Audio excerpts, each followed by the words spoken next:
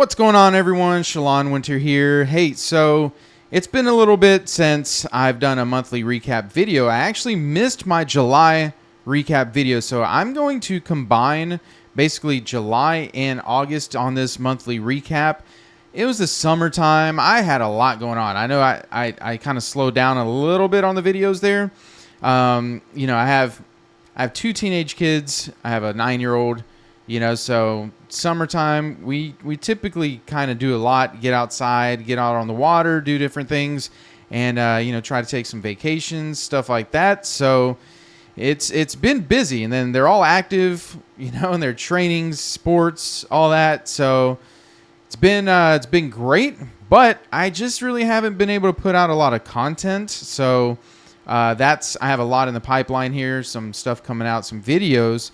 But basically, I wanted to share that because to kind of let you know where I've been. But anyway, so yeah, I've still been trading and also, but I am going to combine. I just want to preface this video by saying that because I am going to combine my July and August. Had 2 great months. I'm sure, I've been posting here on X and the Discord and things like that, which, by the way, if you're not following me yet on X, go ahead and follow me there because that's kind of where I've been the most active lately as far as posts. I'm still, my Facebook group's still there, but all the links are in the description. But definitely follow me on X. And I've had some good months here. And August was actually my best month in terms of win rate and profit factor, not dollar-wise, but, it was great dollar-wise as well, but not my best. So I'm going to dig into all that, dive in, and there's going to be some... You want to watch this because there's going to be some valuable lessons in terms of discipline. And, I don't blow my accounts because I like to say I have really good discipline. And it took me a long time to get there. Some people might say, hey, there's nothing wrong with blowing my accounts. As long as my overall ROI is good, that's fine. Well, that's fine. I get it. And if you're trading prop firms, okay, that's how a lot of people see it. But I personally don't because I copy trade my live personal account as well on, like I said before, my road to 100 grand in my live account, that's still in play. And because I copy it all together with my prop firm accounts, I can't do that. I can't just churn and burn accounts because I copy my live account with it. So I have to trade, and I do trade everything like if it's a live account. So anyways, so let's jump right over to my trade journal. If you're not familiar, I created a trading journal of an online, basically it's a Google sheet, and I also have an Excel version. I have a video for that where I offer it for free, so just check back in my video history. You'll see that. And so yeah, let's jump right over to that journal here. All right, so here we go. This actually, I'm gonna start here on this one. This is the Google Sheet version, and I'm gonna jump over to the Excel here in a second because in July, that's when I started building out my the end of July, building out the new version. So this is the old version here, and the reason why I'm starting here on this old version is because I have all my notes and stuff, and I didn't transfer that yet for July. So we're just gonna start here for now. All right. So this was my July. All right, and it was a good month, but there was some ups and downs. I had a 64% win rate. Okay, my profit factor was 1.4, so that's a good 1.48, whatever, round it up. My average win-loss ratio wasn't the best. It was under 1, but the win rate was great. So basically, here's the numbers that you have to look for. These are the 3 numbers I like to pay attention to. I look at my win rate, profit factor, and average win-loss ratio. They don't all 3 have to be in line, but they do have to. I need 2 out of the 3 to be good. Because if average win-loss ratio is lower, okay, then I'm going to need profit factor and win rate to be higher. Okay, so and vice versa. So like this profit factor can be a little bit lower, and if my win rate's a little bit lower, then my average win-loss ratio needs to be higher. If that's higher, say 1.5, then that means I'm going to be making money. So these 3 stats here are going to really be, what it's going to tell you whether you're making money or not, okay? And basically, the win-loss ratio is lower, and there's a few reasons for that. There's, I had some days like here. It's a break-even day. Terrible price action. I had a break-even, made $70, but that's only because, slippage. My break-evens, I usually try to put my stop like 1 or 2 points above my break-even to cover commissions and all that.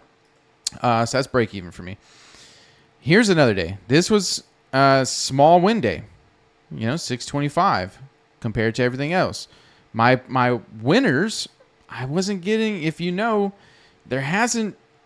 there's been some days that's been good, right? And running days and all that, but not every day's been that way the last couple months. So my profit targets, typically, if you're new here and you haven't really followed me that much, I usually try to go for my winning trades. I usually try to target at least 35 points as a minimum and around 60 points. That's my range. 35 to 60 points is typically my average winning trade.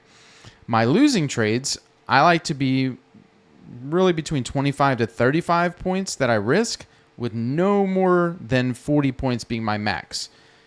I don't go in with a predetermined, stop. It's based on the market, but if the market's showing that I need a more than a 40-point stop, I typically am just going to skip it. I'm not going to take it. That's how I manage that. All right, so yeah, as you can see, like I had some good winning days, but just nothing was really like huge or really big. So they were all averaging around that 35, 40 point range. And if my stop amount is somewhere near that, it's going to be close to a 1-to-1. But then when you add in some break-even days or some small winning days, it's just going to bring it lower, which that's why that's not the end-all be-all for me. Whenever I see it, my average win-loss is around that 1, a little less. Then that just means I need my profit factor and my win rate to be a little higher. Predominantly the profit factor, but the win rate's going to be great. Like, the more the better. So I did make some money, had a pretty good month, almost $15,500 there. I took a little small payout July. And then, as you can see, if I just go through right quick before I get to August, this was a losing trade. And I always put my notes here. I got tricked. It got me. Market got me. 7:30 a.m. session here. Good. Right here. Look, wasn't in the best headspace. I shouldn't have traded. I had a losing day. Right here, look good. Obvious buy-side liquidity. My day was neutral. Framework was iffy. Framework was great. Knew where price was going. The market just ran. I pushed it. There's some things so I'm always marking it. But what I want to show here is I could have the month didn't start out great for me in July. If I highlight here, the first basically half almost, up until the 10th, if I highlight this, look at the bottom right over here. I was down $11,500 to start the month out. It was like, not that good. I had 1, 2, 3, 4 losses out of 6 trading days. You could have easily spiraled out of control, try to make it back, revenge trade. But no, I know my averages. That's the key. You got to know your data, know your averages, know your statistics, whatever, right? I know I typically average close to a 60% overall, 60% win rate, okay? So if I have 4 losing days out of 6, that's a low win rate. I know I'm going to average out if I just keep trading. What I can't do is do anything different. Okay, that's what I can't do. I can't do anything different. I got to keep... And another thing I did... Okay, so another thing I stopped doing is I used to, as I'm building, right, I have my contract sizer here. And as you know, I have, different... Oops. Yeah, I have different risk parameters. And I go up. If you've seen this spreadsheet, I explain it. As my buffer's building, I go up and increase contract sizes. Okay? And what I used to do is I used to use that as an end-all be-all. So if I got a little more of a buffer and I added a contract, then cool, I added a contract. So then what would happen is I would take a loss. And I'd say, ooh, so now obviously my loss is more, which that's fine.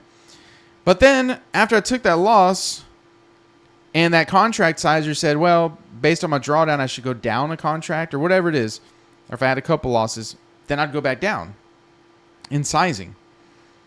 So what happened is I'd have good days, and then I'd increase my contract size. Then I might have had a loss, and then a win, a loss, whatever. And so then I'd go back down contract size.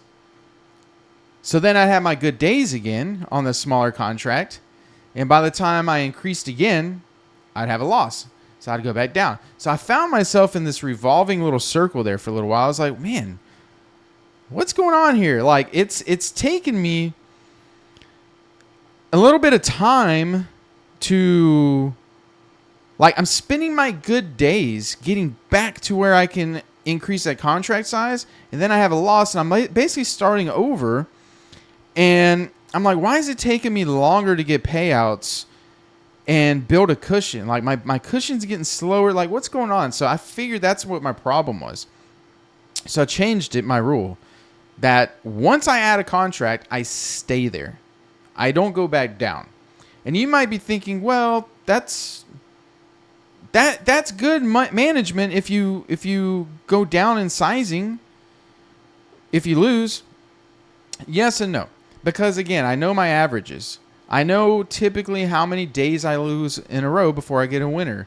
Things like that. I have like 2 years of data on this, right? So I have so much data. I have well over 250 trades of data, trading days.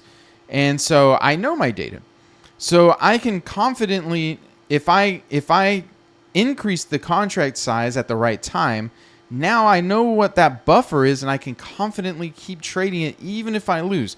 So going forward, the only time I really drop contracts, or that I will, is if I get a really small drawdown. Like, let's say I'm going down and I'm like at $1,000 left to draw down. Like, I'm having a really bad time, and I get my accounts really low. Then to preserve those accounts, I'll have to drop down at that point.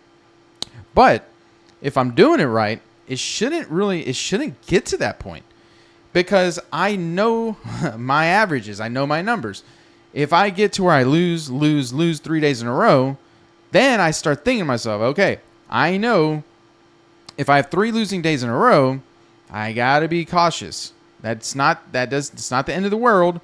But now if I go 4 and 5 days in a row losing, I got to stop and figure something out. Something's going on. It's either me, the market, or both. I've always said that. So if I have 2 losses in a row, no big deal. 3 in a row, I got to make sure I'm looking at my notes, looking at my journals, see if it's me. What's going on? See the market. I've actually the last few months gotten much better at market recognition, and that was one of my things that I did struggle a little bit with because, we all feel like we got to trade every day, right?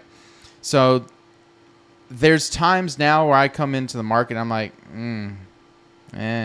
I've gotten way better at market recognition of knowing whether it's like I just need to sit this out or not, or it's clear to me, it's obvious.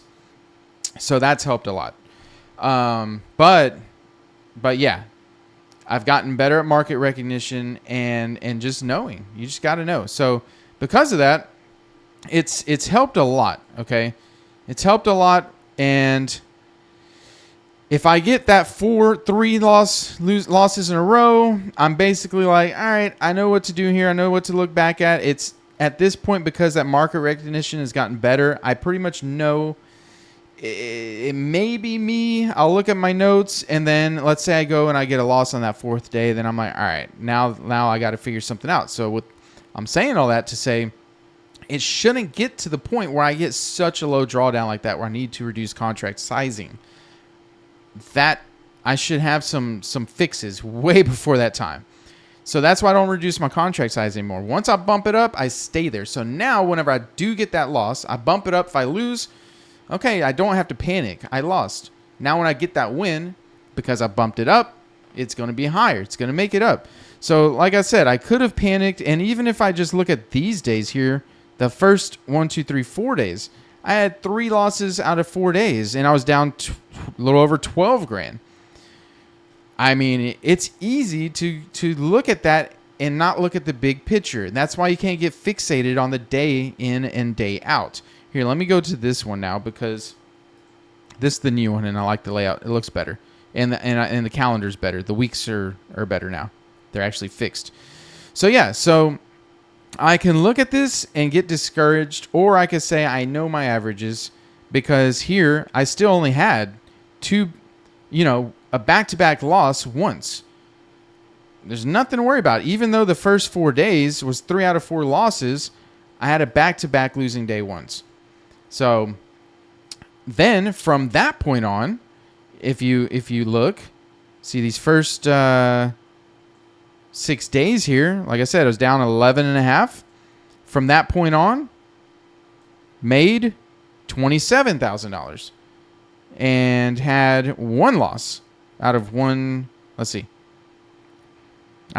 So 8 out of 9 days in a row, not in a row, 8 out of 9 days I had a win. So that's how it works out. And look at the average. Yeah, I had a little bit higher than normal because I normally average around 58 to 60.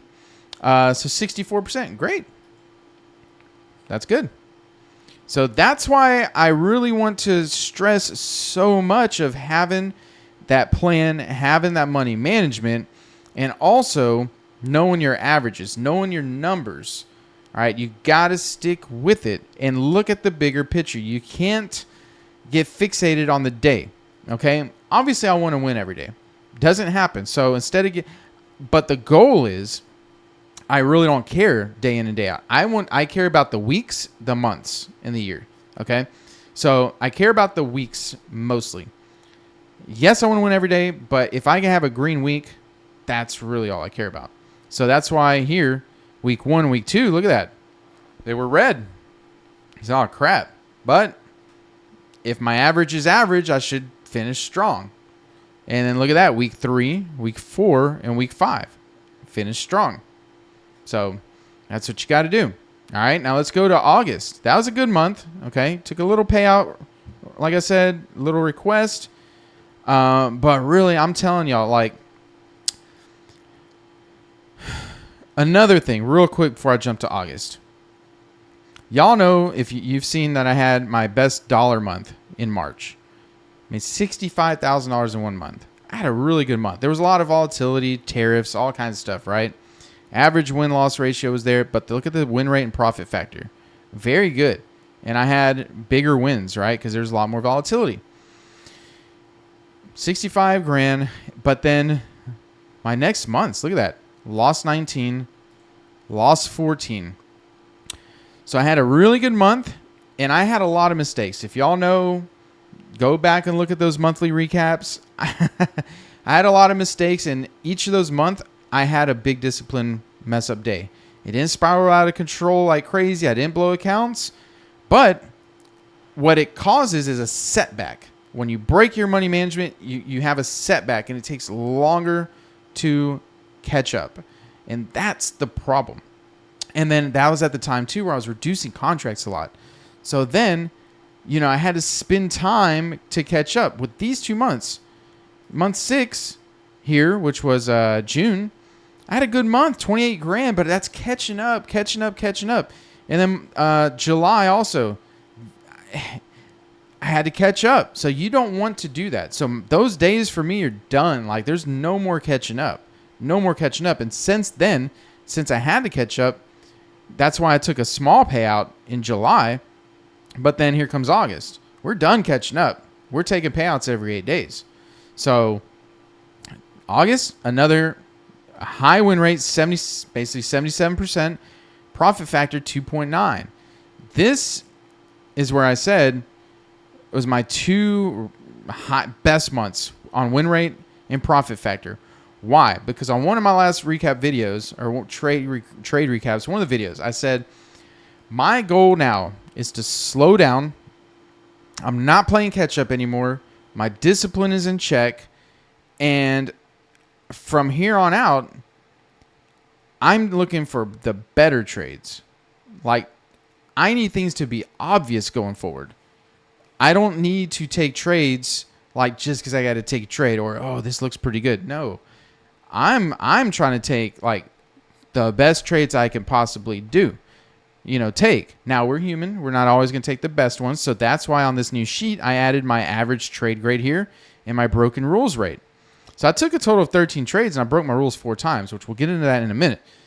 But as you can see, my total withdrawn I made 48 grand and I withdrew 33, almost $34,000 this in August. Okay, straight to the bank, straight from Apex. Now, this last withdrawal, 15.6, I just submitted that Saturday night. Today is Labor Day, the 1st. So it was like the 30. Actually, it was the 31st, I believe. Let me see. Let me pull this up. Yeah. So here's my Apex account. Okay. So yeah, the 31st. Okay. They're still pending. You can see the payout numbers here. All my same account numbers. You see them on all my screenshots for my trades. Okay. And then here's my 18th, 15th, 13th. So yeah, we're just taking payouts. Okay. Over and over and over. These are all pending. Look at the days traded. 222, 222, 200, basically. Yeah. So we're doing that. I practice what I preach. All right. Now, if we look here, profit factor is good. Same thing. Average win-loss ratio, just under 1.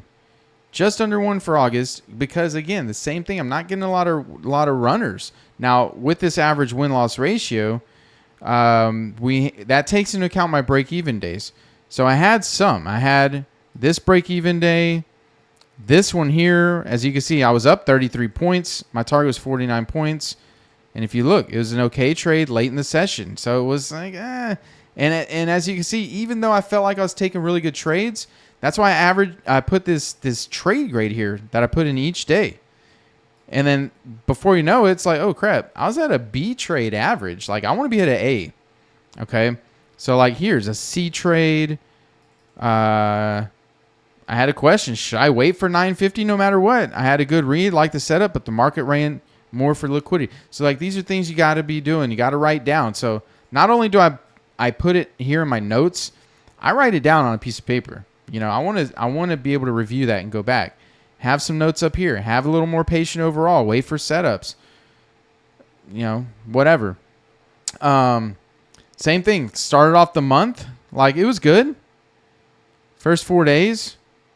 Oh, and I don't mark for the wins and losses. I don't mark the break-even days because I don't want it to add to my win rate. So, by the way, my break-even days does not add to my win rate. My true wins and losses are all I want to add to the win rate. Like, my win rate would be higher if I did.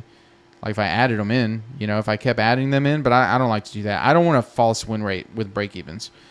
So, yeah, my first 4 days here was like, okay, it's down 2,800. Then, you keep going, and then it just, again, kind of like the other month. From there, went 13 days with 1 loss. So 12 out of 13 days with 1 loss. Of course, there's a couple more break-even days. Now let's review these trade broken rules. This one I put as a broken rule because this was pre-CPI and Trump was talking. That I don't trade the day before CPI. That was my bad because CPI I think was on a Tuesday, if I'm not mistaken, in August. Yeah, I think that's what it was because normally it's on a Wednesday. So if CPI is on Wednesday, I'll trade Monday and I'll skip Tuesday and I'll trade Wednesday. But this day, I just came on like a regular Monday. And then as I was there, I was like, oh, crap, it's CPI tomorrow. And I saw something, I got in, and I went and moved to break even right away. Even though I made break even, I went ahead and put this as a broken rule. Then here, I took an entry, another break even day. There's an entry after 11 a.m. So if I don't see anything by like 10:45, then I'm out. I don't take a trade. I just shut it down. But it was after 11. I just so happened to leave my charts running. And I looked over. I'm like, oh yeah, that might be something. Dumb. So that's a broken rule. I got to mark it as a broken rule. Yeah, I got out. I didn't lose because I moved my stop really fast. And The trade itself looked, it was a B trade, but the time's important. So, yeah, done. Broken rule. And before you know it, and then down here, didn't take the initial entry I liked, took one and moved to break even, then took an afternoon one. Like, what am I doing? That's not my rules. So that could have been bad. Okay, I made a little bit of money there. That could have been bad. So that's a C trade and a broken rule. That's fool's gold. I don't care about that money. Like, that's terrible. Normally, I don't make money when I break rules. Normally, I lose. But, hey, fool's gold. I got to mark it. And then here, 2 break-even trades. Missed the first entry that I really wanted. Took another, got out right before 10 a.m. news, and then took another at 11 a.m. What am I doing? What's going on there? The initial trade, okay, I could have marked it as a B, but I broke a rule. So it's like, when I'm reviewing this at the end of the month or even the end of the week, I got to look at this like, this was a really good month dollar-wise, really good month win rate and profit factor-wise. But you got to look at everything. You can't just look at that, right? Like you just can't. So I got to look at, in relation to my 13 trades here that I took, 4 broken rules. That's not good. 31% of the time I broke rules. Man, that's a lot. I want to be under 10% because we're human. I don't think it could be 0. But 31% is too much. So to the naked eye, I could show this right here. I took 13 trades, made 48 grand, 77% win rate, almost a profit factor of 3. Everybody, and I pocketed 33 and almost $34,000. Great month. Don't get me wrong. But most people look at this like, man, that's a great month. Don't get me wrong. It is a great month. Because, man, I remember the day I used to dream of making $100 trading. Because what do we get into trading for? To make a lot of money and to have time freedom. So if you can pay your bills and have some time freedom, to me, that's a win. Forget the riches, right? The what you see on social media of the mansions and Lambos. Man, if you can pay all your bills and have time freedom, that's the goal. So don't get me wrong, beautiful month, but you gotta be a master of your craft. Okay, and I relate this to sports so much because I have that sports background. I love basketball, love football, but in basketball, you can have a good game, but you can always have a better game. You can always find something you can improve. Like, it's very hard for most players to come out of a game, even if you win, even if you have a good game. You shouldn't just be like, that's a good game. Let's go to the next one. You should always, and this is why I have a journal when I'm trading. Basketball players should have the same thing. Like my son on his basketball team, they have reflection journals. Like, you should have it because you should be able to find something you can do better, find what you did good, and that way the next time before you go out, the next time before I trade, I go back and I say, okay, these are all the great things I did, but this is what I can improve. And you should do that. You should be doing that. If you're not, you're doing such a disservice to yourself. I promise you. You're doing such a disservice to yourself. So even though on the surface I had a great month, which I did, I don't like this over here, that I broke my rules 31% of the time and I have a B average trade grade. How can I improve that? So my focus is, when I come back in for September and I start trading again, is we got to improve this. Let's hang on to this over here if we can, the best we can, right? But let's improve this. Broken rules, and let's get that average trade grade up, okay? Never be satisfied. Always look to improve. Be happy. Understand you're going to have peaks and valleys, but also, where can you improve, all right? So if I look back at the weeks, hey, how do I get all green weeks? Had green, great weeks. How do I get all green weeks? So let's see week 2.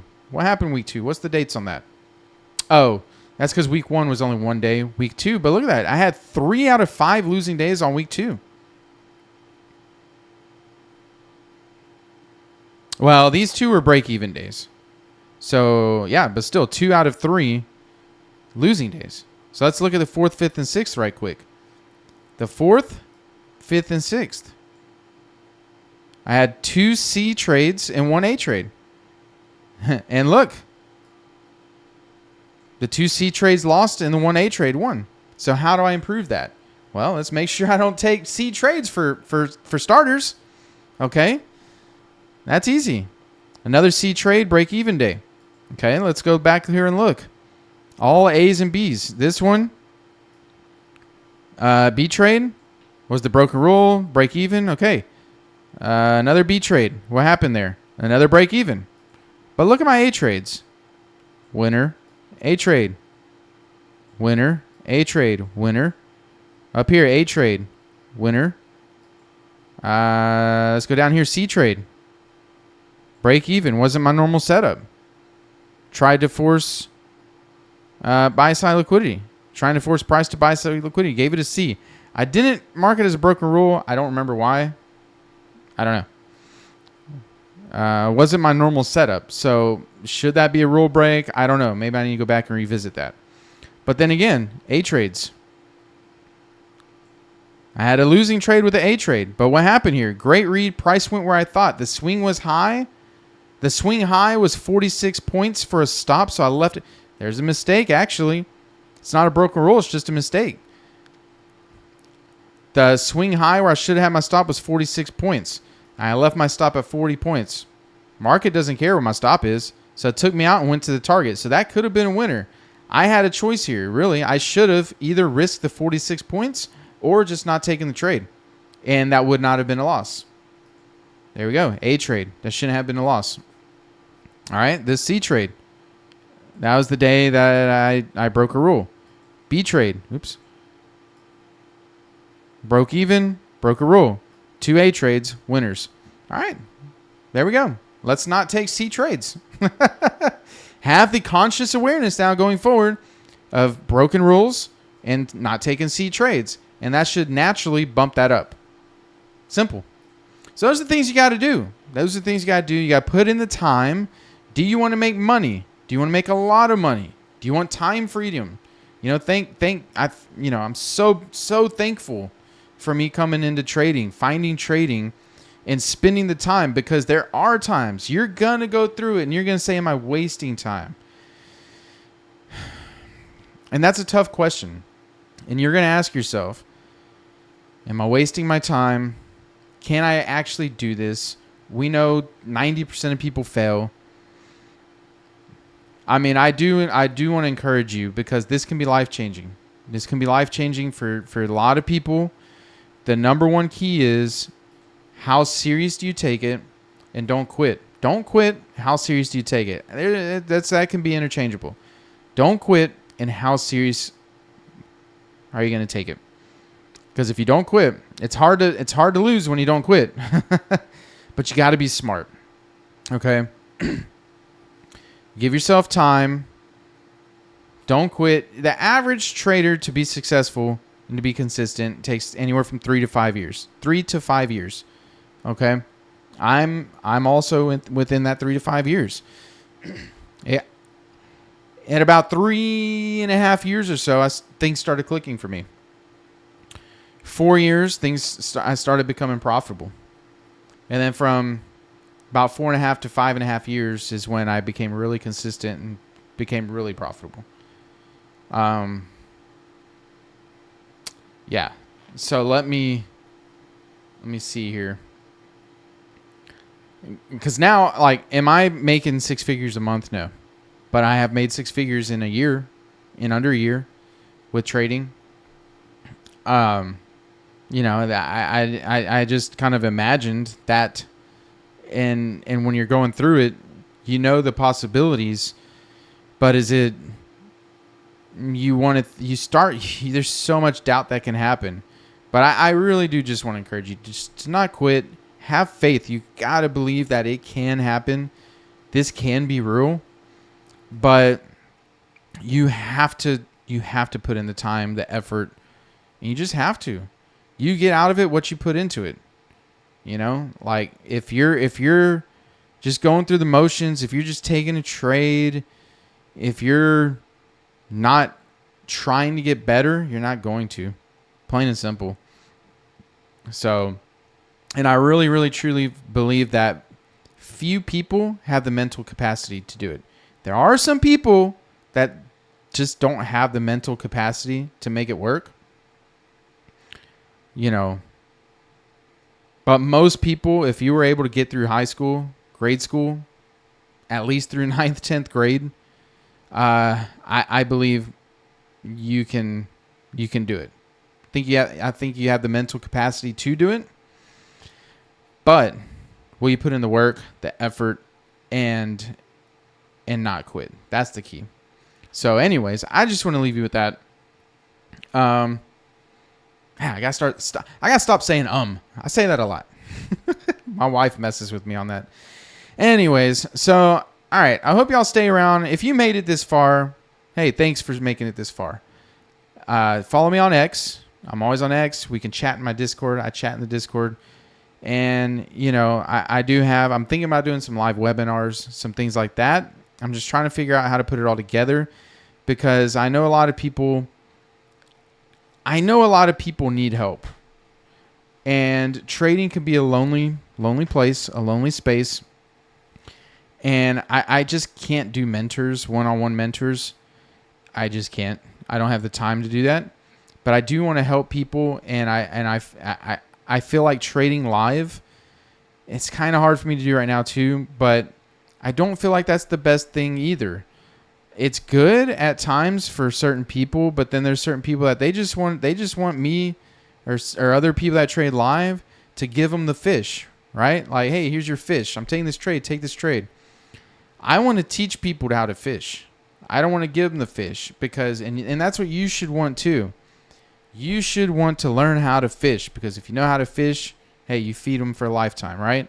Like, you don't want to be dependent on anybody. You want to be able to do this on your own, see what you see, have a skill that nobody ever can take away from you. If the markets stop, that's the only time you can stop making money. The markets go up, you make money. The markets go down, you make money. You're free. No one can tell you what to do. All right, so yeah, I just want to impact more people. I want to help more people. I just normally have that servant mentality, and I've been that way in previous professions. And you know, going into trading, there's a lot of bad advice. There's a lot of people that's in it for themselves. There's a lot of people that truly don't care. So hey, I'm figuring out that's for me to figure out. I should have some solutions to that here soon. So anyways. All right, I don't want to bore you with any more of that stuff. Hey, I hope you enjoy your day. Get your mind right. I hope you had a good August. You know, just go back, review, prepare, and let's have a great September. And the end of the year, let's close it out good. So thank you for joining. Thank you for watching. Make sure you're subscribed. Make sure you're following on X. And I'll see you soon and talk to you soon. And as always, trade well, everybody. Take care. Yeah.